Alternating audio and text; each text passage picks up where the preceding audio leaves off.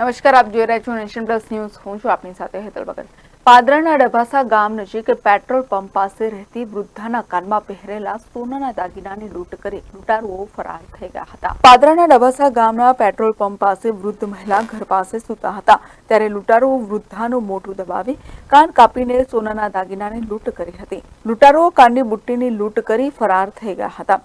વૃદ્ધાએ 2 લાખના દાગીનાની લૂંટ ચલાવનાર લૂંટારુઓ વિરુદ્ધ પાદરા પોલીસ મથકે ફરિયાદ નોંધાવી છે.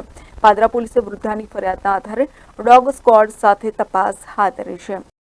સોમનાથ પેટ્રોલ પંપની રોડે કે શું થયું હતું? શું આખું આ કશી થઈને હું હોઈ જઈલી ત્યાં આવીને અમારો ફોન કાપી લીધો. કેવી રીતે બને? એ ખબર નહીં મને. આ ગળું દબાઈ દીધું એટલે મને ખબર છે જ નહીં. કેટલા લોકો હતા અને કેવી રીતે? 2 જણા હતા એટલું જોયા મેં. બરોબર એવો આવા ખાવા એવું મારા જોયા નહીં આ ખ્યાલથી. શું લઈ ગયા? 6 વીટલા, 2 નખલી, 2 બુટ્ટા અને 1 જડ.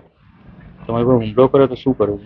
કશું હુમલો નહીં કરે. આઈને જ મને દબાઈ દીધી ગળું અને કોન કાપી લીધો એક, અને આ પહેલો તોડી લીધો મારો કોન. પ્રદેશ નેશન પ્લસ ન્યૂઝ પાદરા.